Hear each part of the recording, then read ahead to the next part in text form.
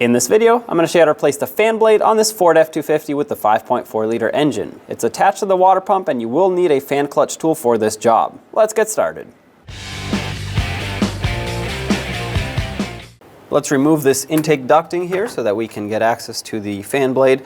There's a coolant hose running across the top. Unclip that and set it aside. Then you'll have two clamps, one on each end of this. They're both 8mm in size, or you could use a flathead screwdriver. Loosen them up. With them loose, you should be able to pull this out of the way. Pop it off the air filter housing and remove it off the throttle body adapter plate and set it aside. There's a power steering reservoir attached to the upper fan shroud. It should have two 10mm headed bolts. Mine are broken and someone has installed a wire tie here, so I'm just going to cut this off instead of unbolting it. But for you, like I said, it should be two 10mm bolts. Take this out and the reservoir should just move out of the way. You don't have to disconnect anything from it, just push it out of the way.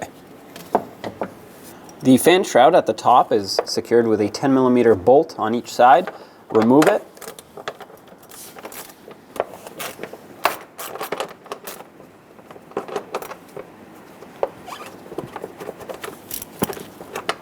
Do the same to the other side. If you look on each side of the fan shroud, you'll see a Phillips head screw. Remove it.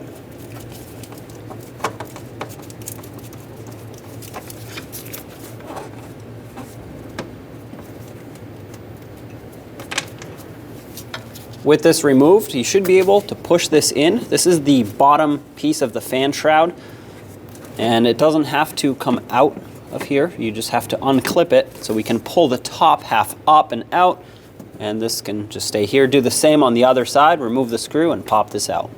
At the top, we have this coolant hose that's clipped into the fan shroud. Just pull it up and off. Now we should be able to pull the fan shroud straight up. Make sure it clears this hose, as well as the upper radiator hose.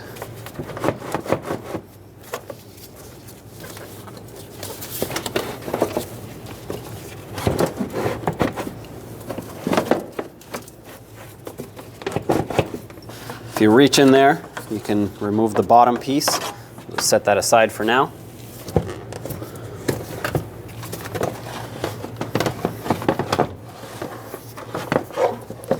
All right, get this out of here now.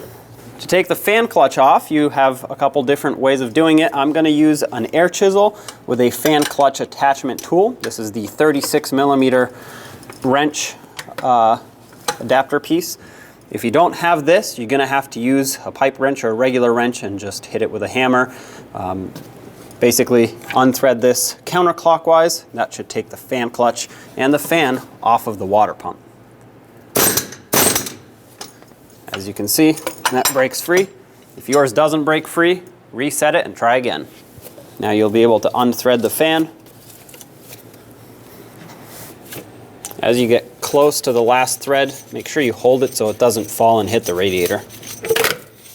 There we go. With the fan and fan clutch assembly on a workbench, flip it over so that you can see the four 10mm bolts holding the fan blade onto the fan clutch, and remove all four.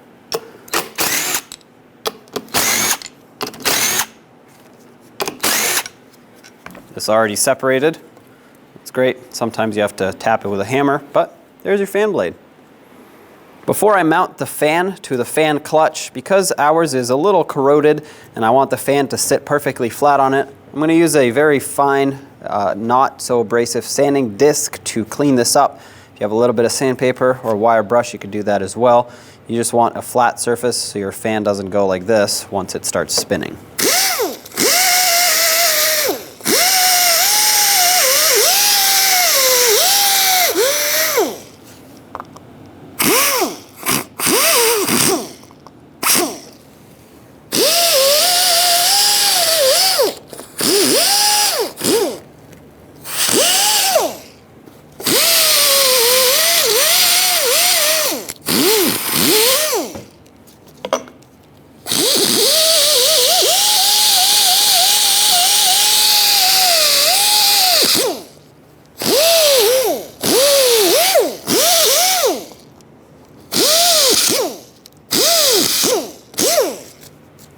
you also don't want is to remove too much material. So like I said, something very fine grit, very delicate is the best choice here.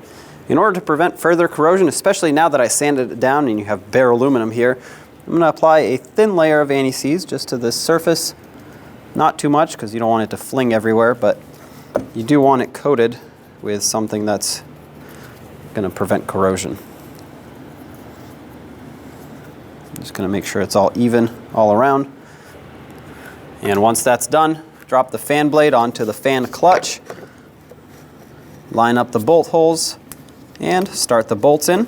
These should start on nice and smooth. If they're not, it's probably not lined up or they're cross-threading, so stop and reposition them.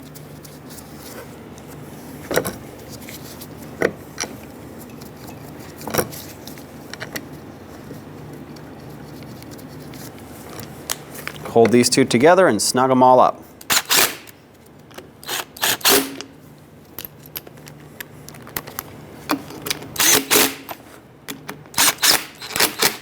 If you're doing this by hand, give them about 1/8 of a turn after they bottom out. They're small bolts and you don't want to break them in here or strip the aluminum threads. Back at the truck, line up the fan clutch with the water pump, thread it on. Once it catches onto its threads, you can let go and just spin it until it bottoms out. And that's it right there. Get whatever tool you used to loosen it and go the opposite way to tighten it. Just give it a couple taps. That should be plenty tight. These fans are designed to spin in the same direction as they tighten, so as it's trying to spin, it will actually continue trying to tighten, so it shouldn't come off. Grab your fan shroud, slide it back down, make sure you don't catch any wires or hoses in the way.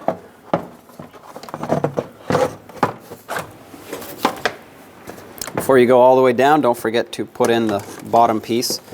Just kind of slide it in with the fan shroud. Leave it up on the top, but put it in there. And then you're gonna have to clear the upper radiator hose on this side.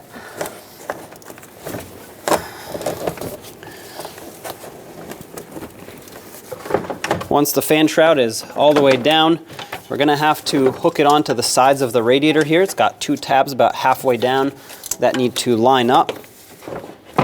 So pull it back up, line those up, and press it down. Actually, that one is not in, so always pay attention to that.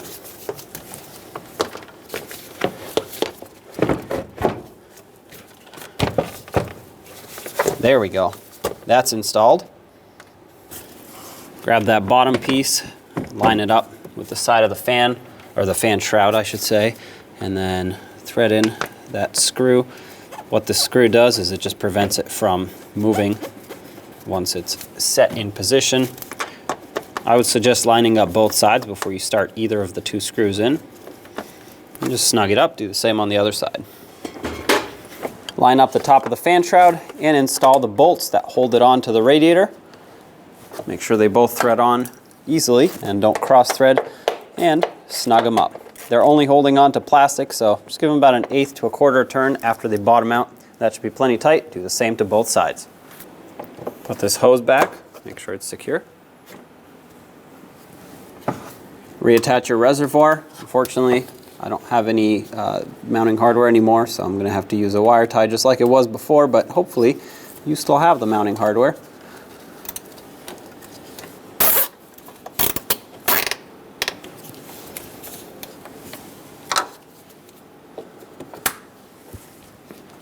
Reinstall the air intake ducting. Make sure the coolant hose is out of the way and on top of it and not accidentally running underneath it. And when you put this on, make sure the rubber doesn't fold over as you attach it, and have that 8mm ready. Hold this in position and snug up the clamps. You don't need to tighten it until it stops spinning. If you move this and the rubber grommet doesn't move, or the rubber seat, then it's plenty tight. Reattach this hose, and don't forget about the other clamp. There we go. These are easy to strip out, and if you strip it, you're going to have to replace it. At this point, everything is tight, so turn the truck on and make sure everything's good. When only the best will do, demand TRQ. the only company that lets you view before you do. TRQ is committed to offering the highest quality aftermarket auto parts that are engineered for peace of mind. Thanks for using and viewing with TRQ.